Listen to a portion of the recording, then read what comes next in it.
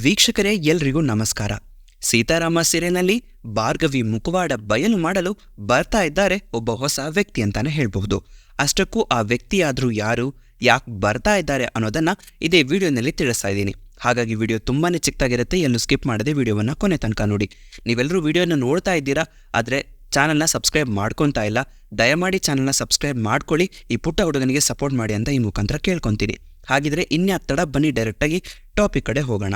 ಹೌದು ವೀಕ್ಷಕರೇ, ಅಂಜಲಿಯ ಬಾಳಲ್ಲಿ ಏನೇನೆಲ್ಲ ಆಗ್ತಾ ಇದೆ ಅಂತ ಈಗ ನೀವು ಆಲ್ರೆಡಿ ನೋಡ್ತಾ ಇದ್ದೀರಾ.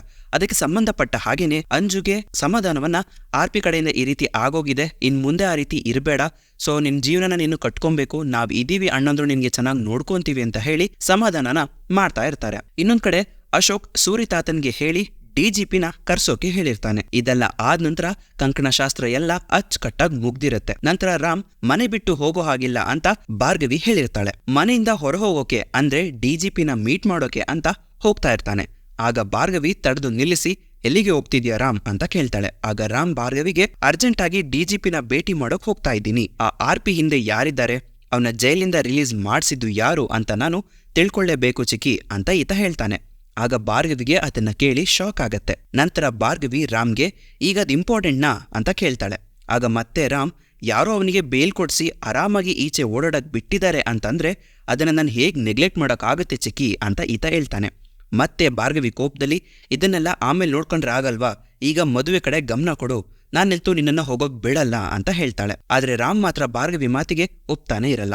ಅದೇ ಟೈಮ್ ಕರೆಕ್ಟಾಗಿ ಅಶೋಕ್ ಎಂಟ್ರಿ ಕೊಡ್ತಾನೆ. ಹೌದು ಮಗ, ಭಾರ್ಗವಿ ಚಿಕ್ಕಿ ಹೇಳ್ತಾ ಇರೋದು ಕರೆಕ್ಟು, ನೀನು ಮನೆಯಿಂದ ಹೀಗೆಲ್ಲ ಮನೆಯಿಂದ ಹೊರಗಡೆ ಹೋಗೋ ಹಾಗಿಲ್ಲ, ಆದ್ರೆ ನಿಮ್ಮ ಮನೆಗೆ ಯಾರು ಬೇಕಾದ್ರೂ ಬರಬಹುದು ಅಂತ ಹೇಳ್ತಾನೆ. ಡಿಜಿಪಿ ಅವರ ಮನೆಗೆ ಬರ್ತಾ ಇದ್ದಾರೆ, ಜೊತೆಗೆ ಅವರು ಇದ್ರ ಬಗ್ಗೆ ನಾವು ಏನೇನೆಲ್ಲ ಹೇಳಬೇಕು ಅದನ್ನೆಲ್ಲ ಹೇಳೋಣ ಮಗ ಅಂತ ಹೇಳ್ತಾನೆ.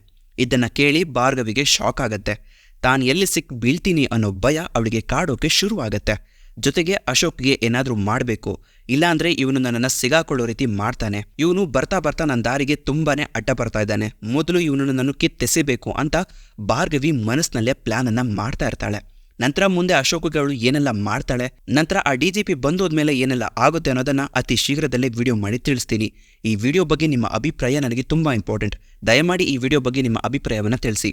ಹಾಗೆ ದಯಮಾಡಿ ಚಾನಲನ್ನು ಸಬ್ಸ್ಕ್ರೈಬ್ ಮಾಡ್ಕೊಳ್ಳಿ, ಯಾಕೆಂದರೆ ಆಲ್ಮೋಸ್ಟ್ ವಿಡಿಯೋ ನೋಡ್ತಾ ಇದ್ದೀರಾ, ಆದರೆ ಸಬ್ಸ್ಕ್ರೈಬ್ ಮಾತ್ರ ಆಗ್ತಾ ಇಲ್ಲ. ದಯಮಾಡಿ ಸಬ್ಸ್ಕ್ರೈಬ್ ಮಾಡ್ಕೊಳ್ಳಿ, ಸಪೋರ್ಟ್ ಮಾಡಿ ಅಂತ ಈ ಮುಖಾಂತರ ಕೇಳ್ಕೊತೀನಿ. ಮತ್ತೆ ನಾನು ಮುಂದಿನ ವಿಡಿಯೋಗಳಲ್ಲಿ ಸಿಗ್ತೀನಿ. ಅಲ್ಲಿವರೆಗೂ ಈ ನಿಮ್ಮ ಪ್ರೀತಿಯ ಸುಂದರ ಚರಿತ್ರೆ ಯೂಟ್ಯೂಬ್ ಚಾನಲ್ನ ನೋಡ್ತಾ ಇರಿ, ಸದಾ ಯಾವಾಗಲೂ ನಗ್ತಾ ಇರಿ ವೀಕ್ಷಕರೇ. ವಿಡಿಯೋ ನೋಡಿದ್ದಕ್ಕಾಗಿ ನಿಮಗೆಲ್ಲರಿಗೂ ಧನ್ಯವಾದಗಳು.